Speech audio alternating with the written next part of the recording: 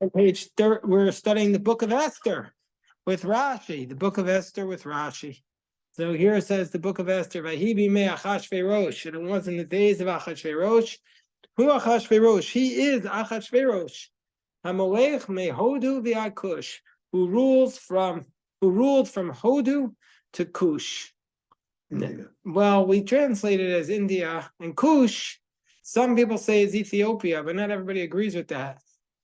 You see that? No, I'm saying right now he ruled all the way from India. No, not everybody agrees that it's Ethiopia, but a lot of people say it is. Where is it? It's not Ethiopia. Some people say it's right next to No, that it was a name for a country right next to India. That's what some people say. It's not clear from the Bible. So most people today translate it. They call it Ethiopia today in modern Hebrew, Kush, but not everybody agrees with that explanation. And here we go. Which was 127 countries. Here in the commentary here it says, maybe Rabbi Yosef could pull up Megillah 11a, because it says from Hodu to Kush. The Talmud discusses where these places were. The common translation, hello Mordechai, hello Aviva, your troopers. The common translation is from India to Ethiopia, but not everybody agrees. Whatever the translation, the connotation is that the kingdom was very big.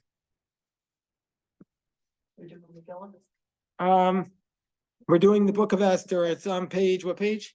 1375. 1375. Okay, so did you pull it up, Rabbi Yosef? We'll see what they say. Yes, but I don't see 11a. Yeah. Let's see if they discuss it. You have to go down. Keep going. I mean, I might just get my own Gemara. You're going too slow. You're not moving it. I'm trying to read fast. Okay, I'm gonna get my own Gemara here. Hold on one second. I'll be right back. I'll be right back right here. I'll speak.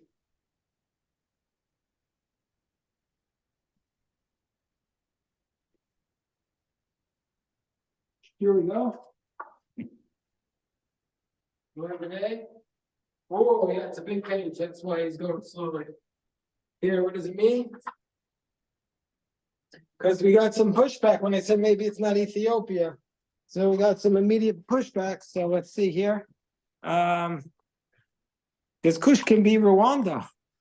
Could be any country in Africa. There were no countries then. They didn't have countries. Like, I mean, these are, I don't know when. This is land bridge. When was Rwanda founded as a country? As a country? Yeah. 59. 1959. Yeah. Known worldwide. What? Known worldwide. Before it was just a small kingdom. Yeah. I don't think they were. Okay. All I had to do was find the Hebrew, so it's in the middle of the page. Hodu Vad Kush, paragraph 20 in Sefaria. What? Rabbi Shmuel. In Sefaria, it's paragraph 20. Hold on, I'm not in Safari now. Rabbi Shmuel Chadamar Hodu B'Sofa Olam Kush B'Sofa. Oh yeah. So okay, Rabbi Shmuel, right? Chadamar Hodu B'Sofa Olam, Kush B'Sofa Olam. So one's of the opinion that India is on one end, and Hodu is on one end, and Kush is on the other end, and so that would seem to indicate India and Africa. V'chad Amar Hodu v'Kush Gabe Hadadi Avikaimi, and the other opinion is that they were right next to each other. They were in India, and they went all the way up to Afghanistan, which is why Alexander the Great conquered the same areas. Well, hold on, let's see what they say here. So one says that they were right next to each other, and just like he ruled Hodu and Kush, so too he ruled from one end of the world to the other. Yeah, that was the world. Everybody else was not in. Maharal writes that this dispute does not pertain to the geographical locations of Hodu and Kush. All agree that Hodu and Kush were adjacent. So the one who says that they're at opposite ends of the world takes into account that the whole world lies between them as viewed from the other side of the globe. Yeah, because if you take the whole globe all around, you end up in the Indian Ocean, which separates between Ethiopia and India. The bottom line is we have no idea where these countries were, really. That's the truth. The Somali pirates now control that passage. Somalia is right near Rwanda, right? Right. And So up. I'm What? saying that Yeah. Up in the east north with Yeah, those are guys, neighbors. Ethiopia. There's neighbors. They live just a 6-hour drive, probably, right? 8-hour drive? I think you can do it 8 hours 8-hour drive. Okay. non-sleep. Vayibi Me'achashverosh. Melech, Rashi says that there was a Persian king who ruled underneath Koresh, and in the end of the 70 years of the exile to Babylon. So he was basically, he was a Persian king that he ruled after Koresh at the end of the exile. So Rashi is situating this, that the Jewish people after the destruction of the first temple were exiled for 70 years, and this is coming at the end of the 70 years. The Gemara is going to tell us that the Gemara believes that the temple was rebuilt by the child of Esther and Achashverosh, who's Daryavish. Yeah. Give me a year, Year? 450 BC, No, around 515 before the 515 BC. around that. Depends how exactly you calculate. Yes. Rabbi Yosef is trying to say something? no, just I was going to say his name in English is Darius II. Yeah. So who Achashverosh? He is Achashverosh. What does it mean? He is Achashverosh. Rashi says he was wicked from the beginning until the end. Meaning, don't be fooled. He never changed. He didn't change. He was always bad. He was a bad guy. There's going to be a dispute in the Talmud. Was Achashverosh a foolish king or a wicked king? That's a dispute. He signed the decree, so he's a wicked king. But he could have been foolish because he didn't know what was going on. He also signed the other decree. So you fall down the side that he was wicked. Yeah, for sure. Yeah. Hamalech, he ruled. Rashi says, quoting from Talmud, that he ruled on his own. He was not a descendant of kings. He took the power on his own. He ruled from Hodu to Kush. He ruled over 127 provinces. Just like Rashi quotes the position, just like he ruled from Hodu to Kush, who were next to each other. Just like he had a tight control over Hodu and Kush, which were right next to him, so too he ruled over all the 127 provinces. Quoting the Gemara that we just cited. Okay. Verse 2. Bayamim ha'em, in those days, Kisheves HaMelech Achashverosh al Kisei Malchuto, when King Achashverosh began to sit on his throne, Asher b'Shushan Abirah, which was in Shushan.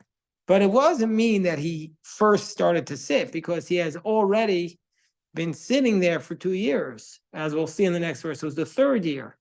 So it means, Kesheniskayim HaMalchus Biyado, when the kingdom became, what's the word? Established in his hand. But And Rashi says that rabbis there's explain- another explanation. The other explanation is that he made Shushan the capital because that's where the throne was made. They couldn't transfer it to the original location of the capital. Just like King Achav made Shomron the capital of Samaria instead of Shechem. Rabbis again give him credit for doing that because it meant that city became more important. But sometimes Right. kings do things only because of convenience, not because they actually have authority. Yeah, Rashi says then that there are other explanations in Tractate Megillah. Rashi says, right. So now verse 3, Bishnat Shalosh Malko, in the 3rd year of his kingdom, Asamishta, he did a party. We'll call Sarav Avada for all of his princes and slaves. Chel Parasu Madai, the officers of Persia and Media, Apartumim, and these are the nobles, the Sarei Medinos Lefanav, and the princes. Baro, so is Osher Kavon Malchuso. He wanted to show off his wealth. That's the Yikar Tiferes Gedula. So, and how much money he had, or his greatness. Yamim Rabim, he made a party for how many days? Shmonim Uma'at Yom, 180 days. So he made this party for 180 days, which is 6 months. What do you mean, how could it be? He was the king. He could make the rule. So the princes had a 6-month party. What were they going to do? Go to work? He had a 6-month party, and you can imagine how much money he had to waste on a 6-month party, 6-month wedding. But and when these days were finished, when they finished the 6 months party for all the noblemen and the officers, the king made for all the people that were found in Shushan, from old to young, a party for 7 days, in the courtyard of the king's palace. This was the place, Rashi says, Ginat means the garden where they planted vegetables. And now we say the word chor, karpas utachelas. This is a reference to the fabrics they used. There were chor, Rashi translates that chor as hangings. That Rashi says these are colorful clothes or tapestry that they hung as sheets. Chor karpas. Now, this is the only time the word karpas appears in the Bible. And this is karpas, we know from many people trying to make a connection between this karpas and the karpas that appears on the Pesach Seder. Even though at first glance there's no connection, it's a homiletical connection. But this is the connection. Some say that we're reminding ourselves of the karpas of Achashverosh. Chor karpas utchelas. Achos bechavoi boots. It was held with cords of boots, and boots is linen, margaman and turquoise or purple, al galile chasef, va'amudei sheish, on silver rods and marble pillars, mitot zahav v'kasef, mattresses of gold and silver, couches of gold and silver, al ritzpat bahat v'sheish, on the floor of bahat v'sheish, which is type of marble, vidar v'socheres. Let's see what that means. Rashi says, mitot zahav v'kasef, erech l'shevoem musuda. They were arranged with gold and silver for them to sit on for the meal, and the ground was bahat v'sheish. Rashi says these are types of stones. That's what they were. Okay, so these are all different things. That very fancy. So Sapphira says the marble, alabaster, mother of pearl, and mosaics. Who says that? The translation of Sapphira, JPS. Okay, nice. Okay. Vashkos b'chlei zahav, and the vessels were served in golden utensils. V'kelim, mikelim shonim, and vessels of very diverse form. V'yein malchus rav, and basically an enormous amount of wine, tiyad melech, as fitting the king's hand. V'ashkos b'klei zahav, that it sounds like this was like the UAE, unlimited money. V'ashkos b'klei zahav v'ashkos shonim, different utensils, mishunim zemizeh, different utensils. So too it says v'datehem shonot, and the rabbis in Megillah expounded this. When we read this verse, v'ashkos b'klei zahav v'kelim mikelim shonim, we typically read this to the tune of Eicha, because the idea is that he took the utensils from the from the Beit HaMikdash. He stole it. That's why it says the kelim from the Beit HaMikdash. The Yein Malchus Rav, an unending amount of milk. Rabbis say he gave each one a wine that matched their age. So if you were 20, you got a 20-year-old wine. I don't think there was a drinking age, and if you were 80, you got an 80-year-old wine, and that was what he did. Yes, Jerry. A question. You say these Rashi or someone says these kelim, these vessels were from the Beis Hamikdash, but it wasn't the Persians who sent the Jews into exile for 70 years. It was the Babylonians. Yeah, but he took it from the Babylonians. He took it here. Let's see if they have that. You mean there was a war between Persia and Babylon? Yeah, what happened was, Vashti was Nebuchadnezzar's granddaughter. yeah, I'm sorry. What did you say, Rabbi Goldman? Vashti was Nebuchadnezzar's granddaughter, so I don't think that there was an actual war. I think that it was just I that see. they passed on the power. and they Okay. cite this here in the Yalkut Shimoni. Not only was the wine served in golden goblets, all goblets were of unique styles. The holy vessels of the temples were brought out of the temple, and their beauty surpassed all the others. Okay, so that's what it says. It was an open bar, Yeah, for sure. for sure. And also it says Yikar Teferet Gedulato, because the word Teferet is used by the garments of the Kohanim. So it states he adorned himself by parading around in the big day kahuna, the priestly garments that Nebuchadnezzar had looted from the temple. And so he demonstrated he took it. He took it from Nebuchadnezzar. Yeah. Yeah. Okay. Then it states Vashtiya Kadat, oh no, Vashtiya Kadat, Eino Nes. That's how do you read this verse? The drinking was according to the law, Eino Nes.